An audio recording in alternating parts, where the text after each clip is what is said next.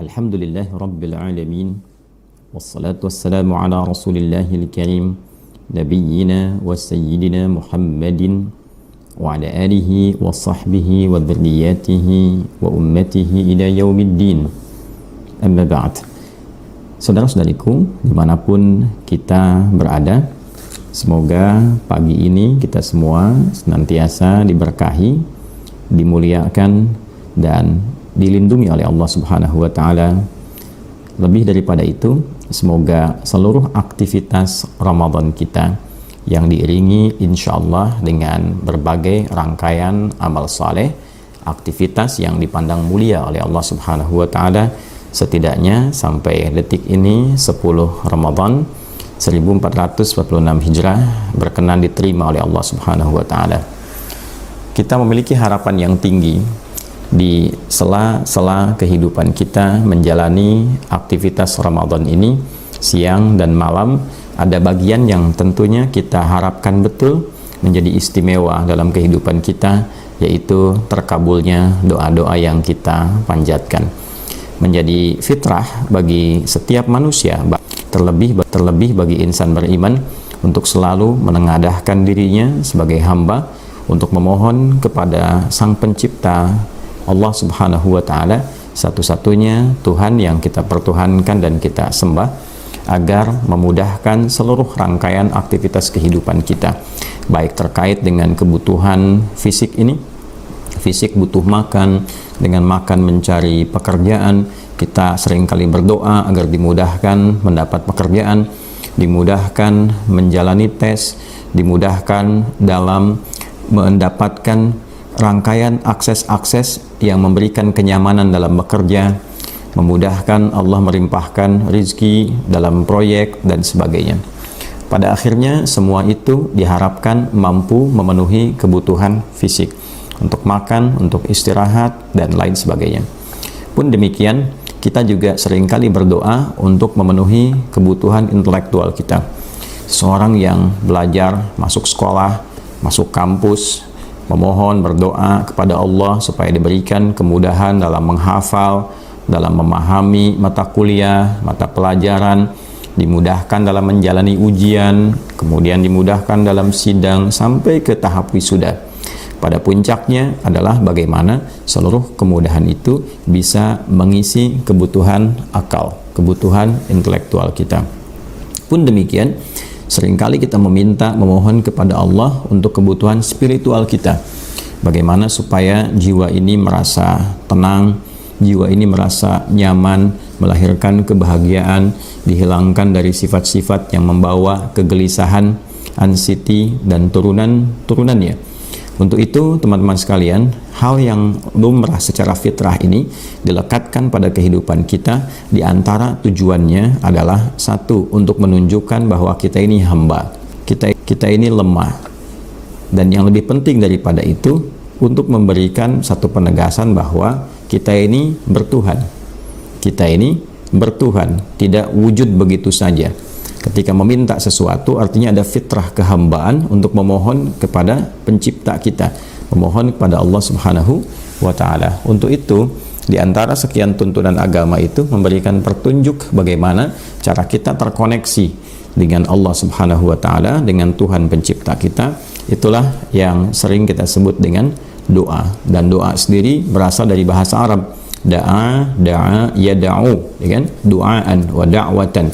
Jadi memohon, menyeru, pada puncaknya mengoneksikan kehambaan kita dengan Sang Pencipta, Khalik Allah Subhanahu wa Ta'ala, untuk menunjukkan kita ini bertuhan, kita ini lemah, kita ini butuh, dan kita akan kembali kepada yang menciptakan kita.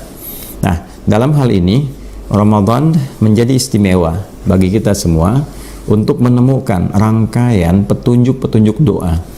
Dan berbahagia kita sebagai muslim, di Islam itu tuntunannya lengkap sekali dalam bab doa.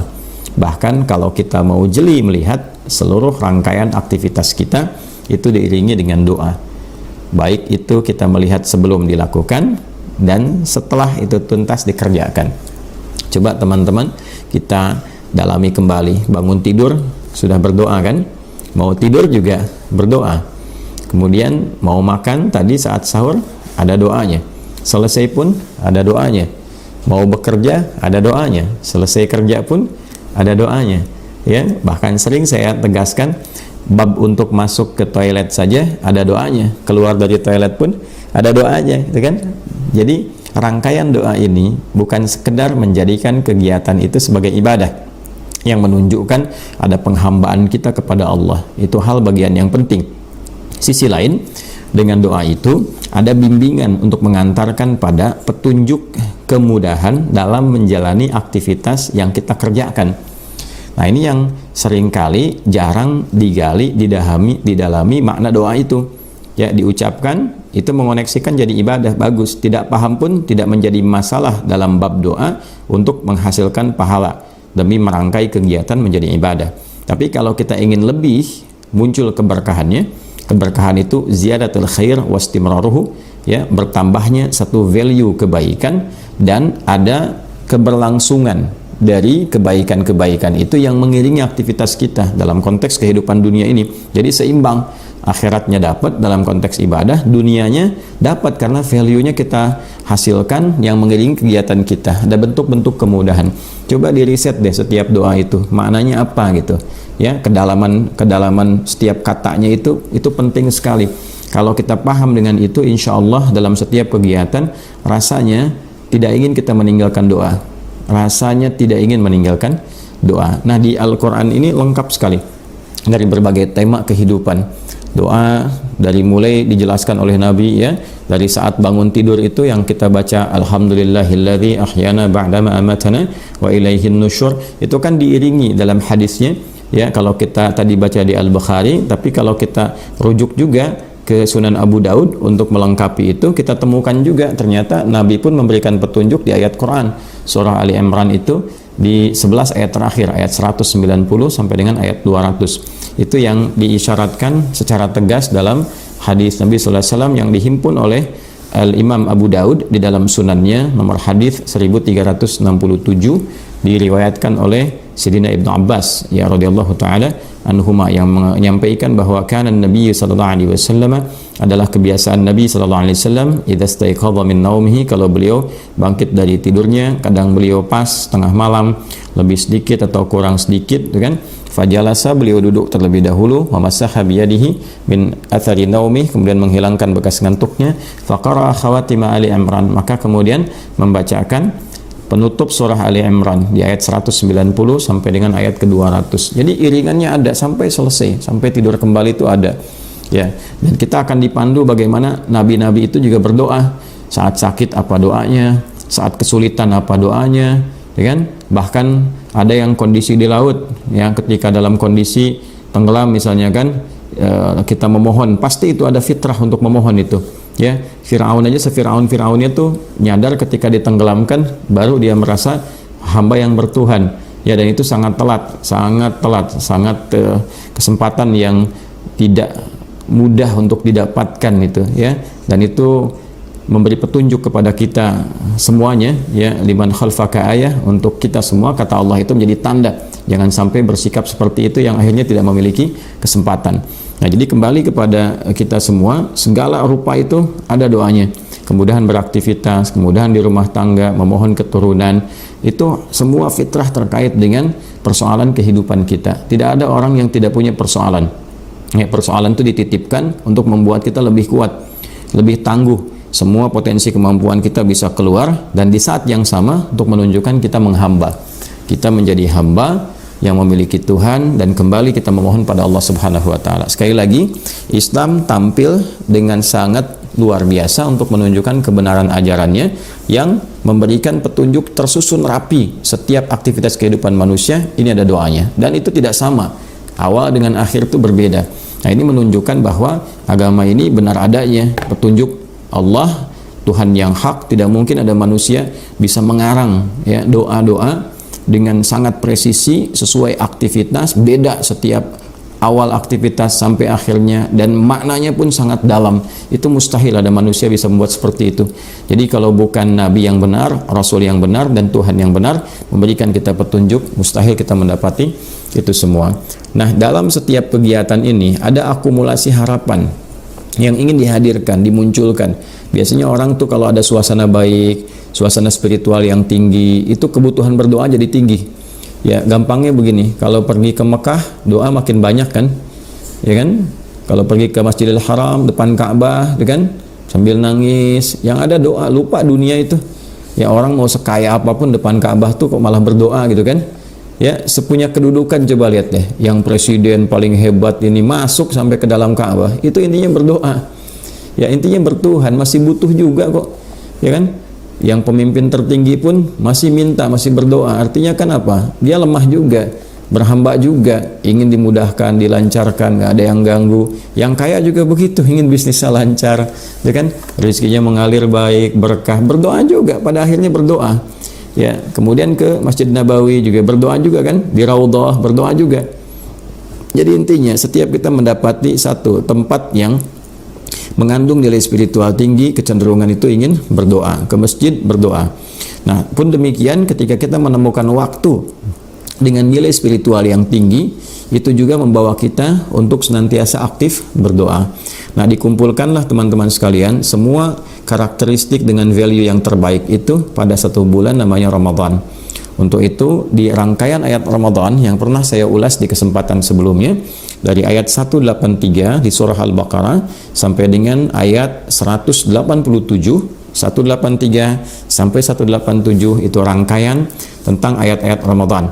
Saya pernah menuliskan buku tentang ini, membahas kedalaman maknanya, dan diberi judul Makna Ayat Puasa. Itu teman-teman bisa kaji secara mendalam di situ. Ya, di ayat 186 khusus.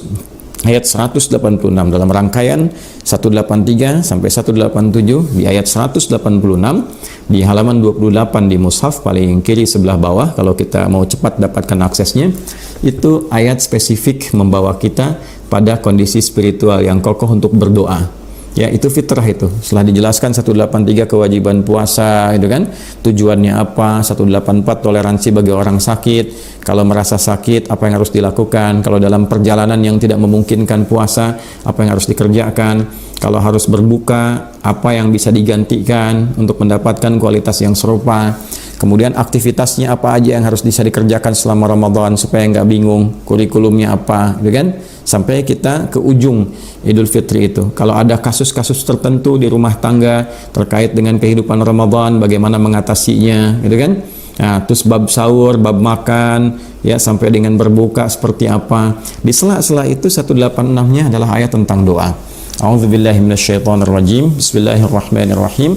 Wa idza sa'alaka 'ibadi 'anni fa inni qarib ujibu da'watad da'i idza da'an falyastajibu li wal yu'minu bi la'allahum yarshudun. Ya kan? Dan bila pun Muhammad sallallahu alaihi wasallam di antara kalangan hambaku kapanpun itu mereka bertanya kepadamu tentangku, ingin mendekat, ya kan? Motif ingin mendekat itu kan dua, ya, dan puncak keduanya itu dua-duanya doa. Yang pertama ingin memohon peningkatan ketaatan, taat. Yang kedua memohon kepada Allah dijauhkan dari kemaksiatan, taubat. Jadi kalau bukan orang ingin taat, yang kedua orang ingin taubat, itu mutlak Ramadan tuh pasti ada itu, ya. Seburuk-buruknya manusia dengan pekerjaan yang pernah dilakukan berupa kemaksiatan akan ada sentuhan di jiwanya untuk kembali, khususnya Ramadan. Maka Ramadan itu bulan taubat, ya. Jadi ketika Allah sudah berikan kesempatan, cepat ambil itu, ya. Seberat apapun, selumur apapun, seburuk apapun dosa yang pernah dikerjakan, selalu ada kesempatan untuk kembali. Sepanjang nyawa kita belum di kerongkongan, kita punya hak untuk bertaubat, kita punya hak untuk menjadi orang saleh, kita punya hak untuk meninggalkan salah. Nah, ambillah hak itu, ambil hak itu sebelum habis waktunya, ya, karena perilaku manusia itu sendiri. Nah, ada juga yang memohon kepada Allah meningkatkan taat. Dia orang saleh ingin bertambah ketaatannya, ada orang salah ingin hilang kesalahannya. Intinya apa? Berdoa. Ya, apa respon yang Allah sampaikan? Karena motif orang dekat ingin mendekat kepada Allah itu pasti meminta, maka turun jawaban sebelum dimintakan. Ujibu da'watad da'i idza da'an. Ya, aku pasti akan memberikan jawaban ketika hamba-Ku memohon kepadaku. Ya, bentuknya bisa beragam. Bisa dikabulkan seketika, bisa disesuaikan dengan waktu saat ia mampu, ya, kemampuan untuk bisa menerima jawaban doa itu. Ya, sama saja dengan anak-anak misalnya kecil ya, dan laisa kamitslihi syai', tidak ada yang serupa dengan apa yang Allah sampaikan. Kalau kita ingin berikan logika sederhana, anak kecil usia 5 tahun minta dibelikan motor. Bapaknya mampu, ibunya mampu, uangnya ada, ya kan? Tapi anak ini kan belum layak naik motor, mengendarai sendiri, tidak punya kemampuan, bisa mencelakakan. Ya, maka dibelikan motor-motoran dulu, ya kan? Ditunda itu sampai dia mampu. Nah, kemudian ada juga yang diberikan sesuai kebutuhan, bukan apa yang diinginkan, karena yang butuh itu bukan yang lain. Ya, anaknya minta apel, kata dokter yang bagus itu jeruk, karena sedang kurang baik dengan kesehatannya, maka diberikan jeruk untuk kebaikan. Kadang-kadang ingin kuliah di tempat A, dapatnya B. Nah, baru paham itu setelah menjalani kuliah, oh ini maksudnya gitu. Ya, maka kalau Allah berikan anugerah, terima dulu. Seketika itu kita akan dapat hikmahnya. Terima dengan iman, hikmah akan datang. Singkatnya apa? Ada kebutuhan berdoa. Ya. Nah, oleh karena itu kita mesti manfaatkan betul keberadaan Ramadan ini, karena janji yang terkait di dalamnya mustajab. Ujibu da'watad da'i idza da'an. Kalau kita tarik khusus ke Ramadan ya.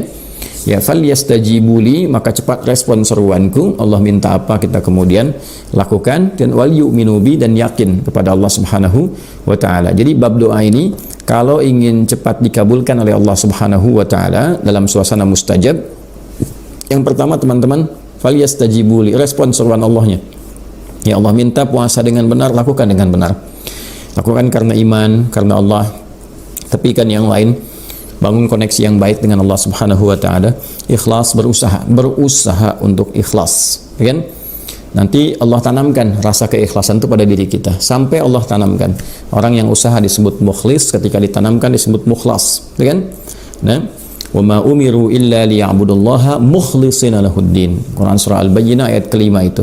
Dan tidaklah diperintahkan mereka itu, ya kita semua, kecuali untuk berusaha beribadah kepada Allah, menjadikan aktivitas ibadah, berusaha ikhlas.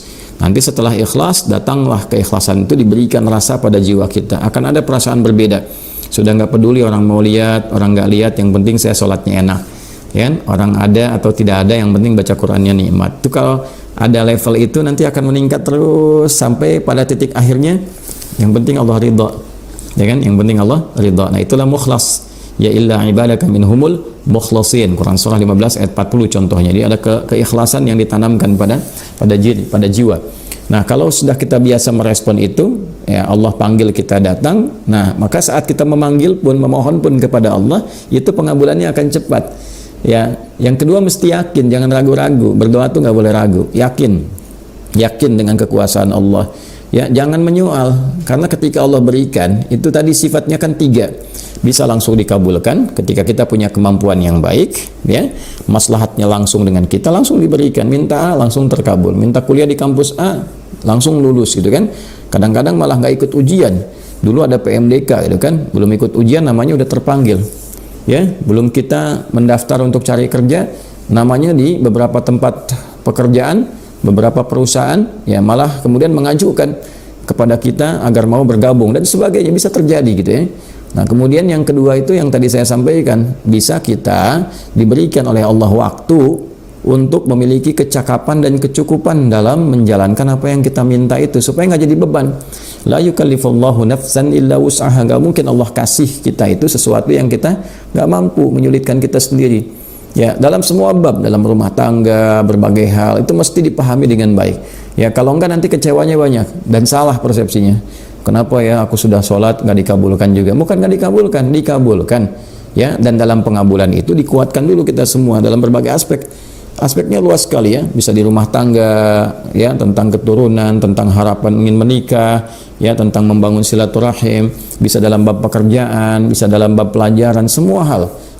Dan yang terakhir, kadang kita minta kan Allah dengan segala kebijakan, keindahan, kasih sayangnya, rahman rahimnya, melihat bahwa oh ini nggak pas, nggak cocok. Allah maha tahu sebelum kita minta, saat minta, setelah kita minta, dikasih yang terbaik untuk kita. Dan disitulah kita belajar fikihnya, itu yang penting. Kalau sedang menerima A, petunjuknya apa? Nah, ini yang jarang dikaji. Ini seringkali nggak siap, ya kan? Nah, kalau kita minta sesuatu A misalnya kan, belum dapat nih fikihnya apa yang mengiringi itu, apa yang mesti dikerjakan. Itu babnya rinci sekali di Quran, rinci sekali, ya. dalam berbagai hal, aspek-aspek di sini. Bahkan beberapa ulama sampai ada yang bikin topik-topik ya, kayak ahli hadis tuh bikin sekian topik, ayatnya, hadisnya, petunjuknya, ya itu lengkap. Hanya memang yang agak jarang sekarang itu secara tematik dan tersusun kurikulumnya secara rapi, jarang ditampilkan. Kalau saya berharap sih ada kampus-kampus Islam yang menyusun fakultasnya itu berdasarkan kurikulum petunjuk kehidupan yang disampaikan dalam Al-Quran dan hadis. Itu belum ada kampus begitu.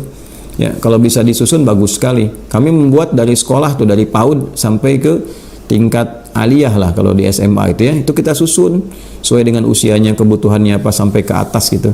Ya, nah ini kalau ada kampus demikian tuh luar biasa. Kan kampus Islam kan, Universitas Islam A, Universitas Islam B. Nah, yang Islam di dalam kampus itu yang diajarkan yang bagaimana kurikulumnya. Nah, ini menarik juga nih kalau bisa diturunkan, ya. Fakultas Agama Islam, FAI. Nah, menurunkan nilai agama Islam itu, petunjuk agama Islam di dalam fakultas itu seperti apa? Ya, Fakultas Syariah. Nah, syariah apa saja yang diturunkan dalam Islam yang memandu kehidupan itu? Diajarkan nggak bab sholat di dalamnya? Sholat dari awal sampai akhir dengan dalil-dalilnya, dengan maknanya semua. Sehingga ketika lulus dari situ, sholatnya bagus betulan, bisa menerangkan tentang sholat, tahu dalil sholat, tahu makna sholat, dan tahu implementasi sholat dalam kehidupan. Ya, kenapa ada orang sholat setelah itu dia jadi baik, tercegah dari perbuatan keji dan mungkar. Kan memberi solusi. Sekarang misalnya terlihat orang sholat tapi masih berkelahi, orang sholat berselisih, orang sholat bikin hoax gitu kan. Nah, berarti kan ada yang tidak benar dalam sholatnya. Nah, fakultas syariah ini bisa nggak melahirkan siswa-siswa yang lulus untuk mengajar cara sholat yang benar, dan itu dievaluasi. Jadi ketika ujian bukan cuma lulus ujian soal, ya ini dalilnya apa, kalau ruku bacanya apa, bukan hanya itu, dites sholatnya benar nggak. Selama 4 tahun kuliah dites, berbuat fahsya nggak, berbuat mungkar nggak. Kalaupun nilai ujiannya 100 tapi masih ada fahsyanya, ada mungkarnya, ada bolosnya, ada nyonteknya, belum lulus dia. Nah, ini yang seperti ini belum ada, teman-teman sekalian. Dulu fakultas yang disusun dalam petunjuk kehidupan Nabi jadi madrasah. Kan ada madrasah-madrasah. Madrasah Mekah, Darul Arqam, gitu kan? Madrasah Madinah di Sufah, gitu kan? Itu ada semua, dan semuanya lulus dengan excellent semua. Ilmu dan amal, ilmu amal sekaligus. Makanya komen para sahabat ketika mereka menyampaikan riwayat itu seringkali mengatakan kami itu belajar ilmu dan amal sekaligus. Ya, kalau kita lihat beberapa hadis-hadis tentang Al-Quran saja, itu komentarnya jelas sekali. Akhadtul Qur'ana an aqwamin, akhadnal Qur'ana an aqwamin. Aku ngambil Al-Quran itu dari sekelompok sahabat. Kita ngambil Al-Quran talaki dari sekelompok sahabat. Kami nggak melampaui 5 ayat, paling banyak sekali 10 ayat. Dikaji, dipahami isinya, diamalkan dulu dalam kehidupan. Begitu sudah kami paham, baru amalkan, kemudian berlanjut ke ayat berikutnya. Maka komen mereka, kami belajar ilmu dan amal sekaligus. Itu dulu seperti itu fakultas Islam yang hadir itu. Nah, ini menarik nih, bisa diadakan studi-studi lah, kajian-kajian di kampus-kampus, ya, daripada bahas yang nggak penting loh. Ya, bahas yang nggak penting, yang nggak ada korelasinya dengan kegiatan, dengan mutu kuliah, mutu mata pelajaran gitu ya. Kenapa kita nggak coba susun lagi ya dengan sesuatu yang lebih presisi? Nah, hasilnya pun luar biasa. Sampai ke era modern begitu. Dulu Kiai Haji Ahmad Dahlan misalnya, pendiri Persyarikatan Muhammadiyah, 18 November 1912, kan, termasuk yang awal-awal didirikan Persyarikatan Muhammadiyah. Dulu beliau itu ngajar surat Al-Ma'un itu bisa 4 bulan. Anda bayangkan 4 bulan Al-Ma'un. Ya ara'aita alladhi yukadzibu bid-din fadzalika alladhi yad'u al-yatim wa la yahdhu 'ala ta'amil miskin fawailul lil musallin, ya alladzina hum an salatihim sahun alladzina hum yura'un wa yamna'un al-ma'un. Itu 4 bulan, teman-teman sekalian. Tapi yang paling menarik apa? Ketika itu diajarkan sambil dipraktekkan.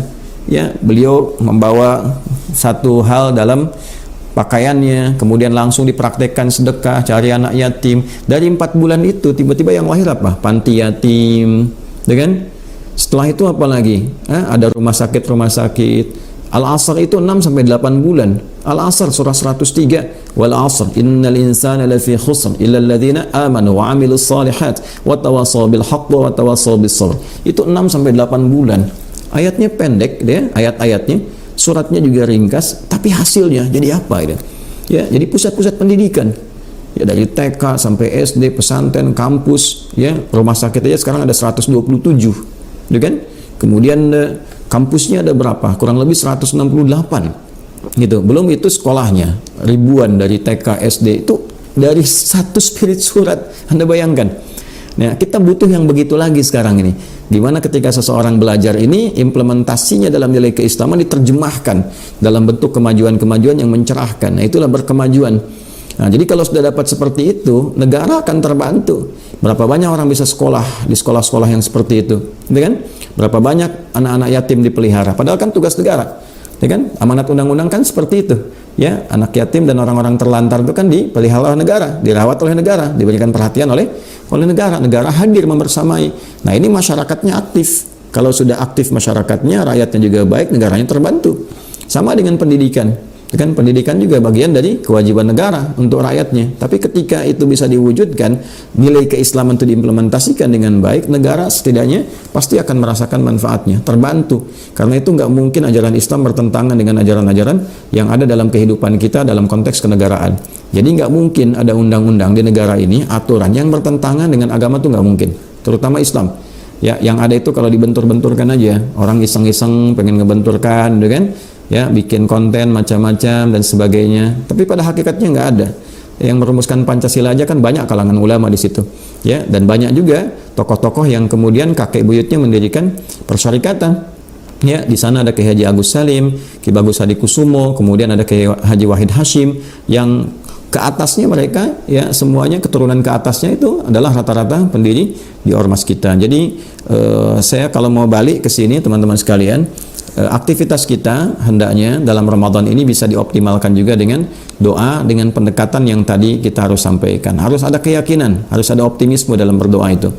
Nah, kemudian yang terakhir babnya susun yang rapi, ya, supaya nggak bingung kalau mau minta apa. Ya, keinginan kita tuh apa gitu. Kan Ramadan ini terbentang selama sebulan. Ini sudah hari ke-10. Ya, sudah berapa permintaan nih kita uraikan. Ya, tidak menjadi aib kok kalau dicatat 1, 2, 3, 4. Aspek dunia sampai akhirat. Terjemahkan Rabbana atina fid dunya hasanahnya dalam kehidupan kita itu hariannya ngerjakan apa. Misal, di rumah tangga nih apa babnya yang sering berdoa. Hadirkan sampai khusyuk betul. Siang malam minta. Sehari itu aja mintanya. Malam saat tarawih, tahajud, baca Al-Quran, siangnya saat puasa. Ya, masa kita minta berkali-kali Allah nggak kabulkan, kan mustahil. Ya, pasti dikabulkan. Dan cara pengabulannya tadi seperti yang disampaikan di awal. Tinggal nanti saat kita menyampaikan itu belajar fikihnya. Kalau dapat langsung mensyukuri itu semua, bentuk syukurnya nanti bagaimana? Ya kan? Kalau disesuaikan dengan waktu kita siap, kita belajar fikihnya, bagaimana sambil menyelaraskan waktu menunggu itu, kan? Kalaupun kemudian ada kondisi yang tidak memungkinkan, belajar fikihnya supaya paham ketika Allah mengalihkan pada amalan lain, kita mengerti, oh ini maksudnya, sehingga semua itu dinikmati dengan syukur. Kan cuma menunggu aja sampai meninggal, kembali kepada Allah, sukses kita insya Allah, kan? Nah, hari kedua minta apa? Ya, setelah bab rumah tangga misalnya hari kedua babnya dalam pekerjaan, minta apakah dimudahkan, keberkahan, semangat, kan? Hati-hati, kadang-kadang kan ada rasa malas dalam bekerja tanpa sadar, itu juga akan berpengaruh kepada hak dan kewajiban. Ya kan? Jam kerja masuk jam 8, pulang misalnya jam 4, atau jam kerja jam 9, pulang jam 5 misalnya, gitu kan? Datang jam 10, pulang jam 4, kadang pulang jam 3, tapi gaji pengen penuh. Sisanya jadi penyakit itu. Ya, kalau gaji dapat 5 juta, 10 juta, tapi kemudian jam kerja berkurang, ya, dari harusnya 8 jam cuma 6 jam, itu yang 2 jamnya itu jadi masalah nanti. Bisa jadi penyakit, ya, bisa jadi kegelisahan, bisa jadi nggak berkah, macam-macam bentuknya.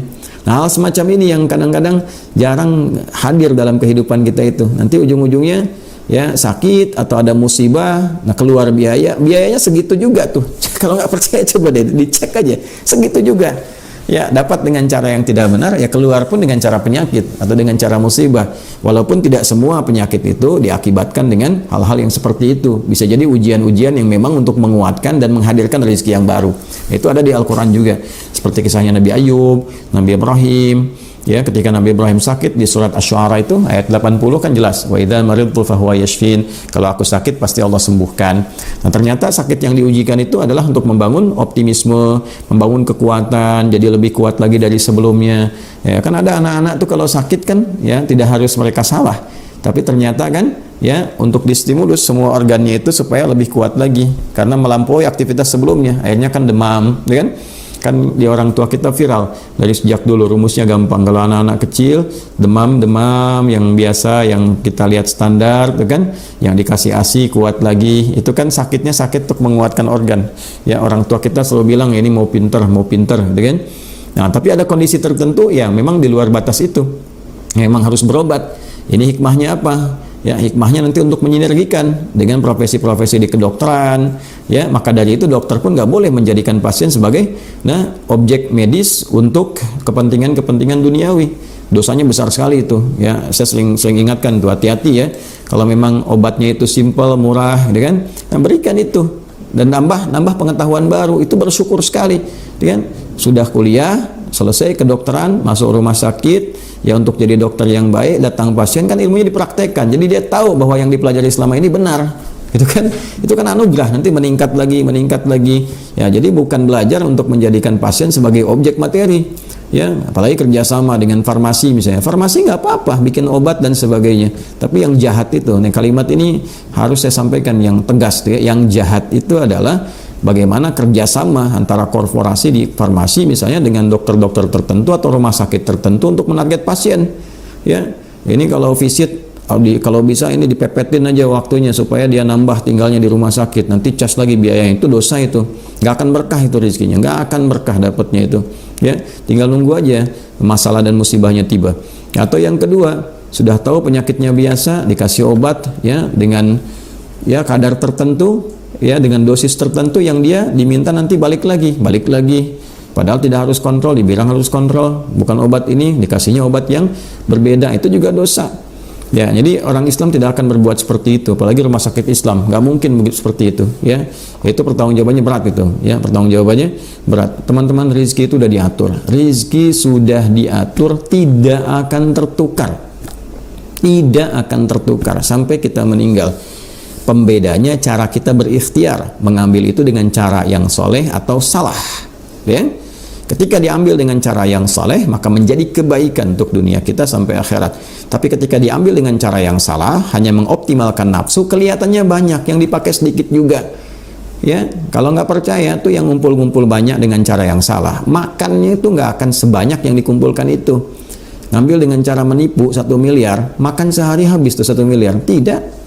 Ya, makan paling 100.000, 200.000, itu pun kadang-kadang kalau banyak itu dengan cara yang nggak benar, kadang-kadang makannya itu nggak berkah, kalau nggak pelit pada dirinya sendiri. Nah, yang kedua juga royal tapi nggak kemakan. Pada akhirnya apa? Pada akhirnya ketika nggak kemakan semua, meninggal juga. Ya, kasihan kan, dikumpul-kumpulin harta, berangkat gelap, pulang gelap, capek, pikiran segala rupa kerja, kumpul sampai triliunan. Ya, dipakainya apa? Sesuai kadar hidupnya aja. Ternyata kepakai cuma 1 miliar, habis itu meninggal. Ya, terus value-nya mana? Value kehidupannya dinikmatin enggak? Ke keluarga enggak ada waktu. Di masyarakat juga demikian adanya gitu kan. Terus pulang kepada Allah pengen dapat surga. Jadi kan jadi menarik gitu babnya. Nah, hal semacam ini sama juga dengan pejabat. Hati-hati itu, jabatan kan disumpahnya pakai Al-Qur'an tuh yang Islam.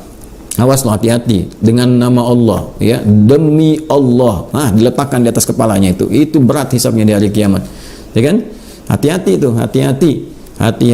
Orang yang nggak bertuhan aja dia masih takut dengan moralnya. Nah, ini Tuhannya aja diingkari gitu kan. Nah, bagaimana ketika pulang? Jadi nggak mungkin ada pejabat muslim disumpah pakai Quran, itu korupsi, itu nggak mungkin. Karena Quran diletakkan di atas kepalanya, janjinya itu langsung hubungannya dengan Allah itu. Ya, sama ulama juga begitu, apalagi ulama bahwa nilai keulamaan, nilai keislaman. Ya, begitu bermasalah gelar apapun, mau ustadz, mau kiai, mau habib, mau macam-macam, semuanya pertanggungjawabannya berat sekali itu. Ya, karena ketika orang kemudian melihatnya keliru, ya, yang jelek nanti agamanya, ya, fitnahnya tinggi sekali. Maka dari itu penting ada keseimbangan untuk menjaga. Ya, cukuplah jadi orang baik apa adanya dikerjakan. Kalau mau kerja sampai sukses jadi pebisnis yang kaya sekali, bagus, tapi ikuti aturan, ya kan? Kalau mau kuliah bagus, ayo yang tinggi prestasi sampai IPK 4, kalau perlu di atas 4 kalau masih ada, gitu kan? Ya, kalau di atas summa cum laude masih ada, terus sampai atas lagi, sampai sukses, tapi ikuti aturan. Jangan curang, jangan nyontek, jangan plagiat, jangan macam-macam. Ikuti yang betul supaya ilmunya berkah. Setelah itu amalkan. Ya, demikian seterusnya. Hidup tuh simpel. Ya, yang bikin ribet, nah, itu kondisi nafsu sendiri. Ya, karena setan juga dia mengklaim pada akhirnya, aku kan nggak maksa katanya. Ya, aku cuma goda. Mau jawab apa tuh? Ya, di hari kiamat kan ya udah hatam belum ngaji Qurannya ya. Kita coba berusaha sampai kita sama-sama hatam gitu. Nanti kita akan temukan keterangan-keterangan itu ketika pulang.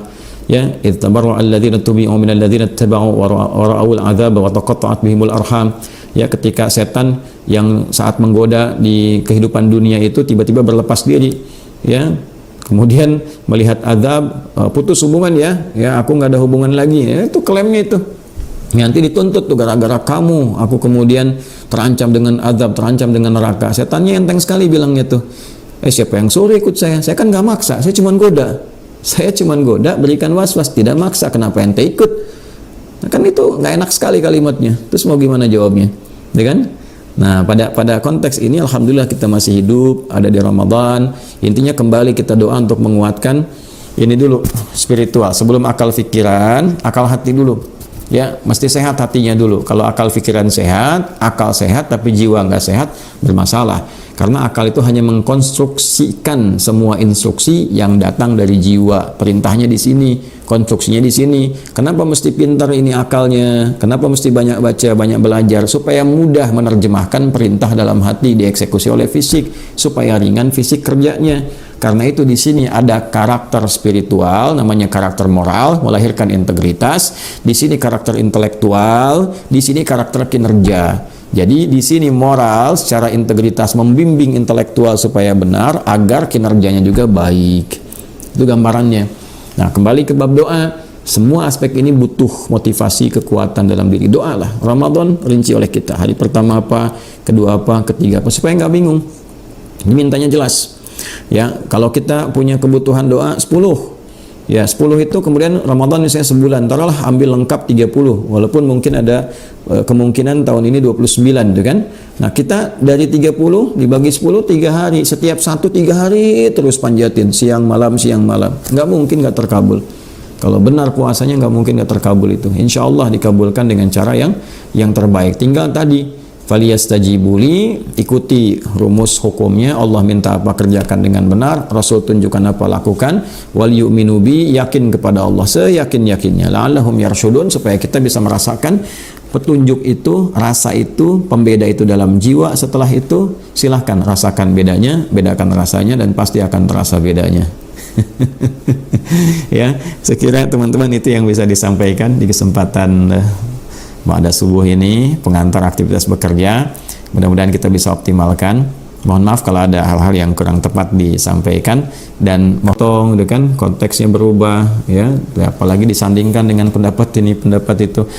Itu kita sedang puasa. Kita sedang puasa, nanti semua bertanggung jawab di hadapan Allah Subhanahu wa taala.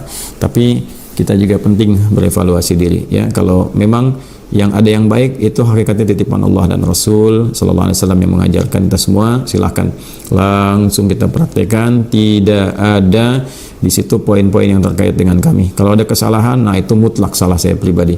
Ya, mutlak salah saya pribadi. Mudah-mudahan berkenan dimaafkan. Semoga Allah mengampuni dan semoga kita dimasukkan dalam golongan hamba yang mendapatkan rahmat Allah Subhanahu wa taala. Subhanakallahumma rabbana wa bihamdika asyhadu an la ilaha illa anta nastaghfiruka wa natubu ilaik wa akhiru da'wana alhamdulillahi rabbil alamin. Assalamualaikum warahmatullahi wabarakatuh.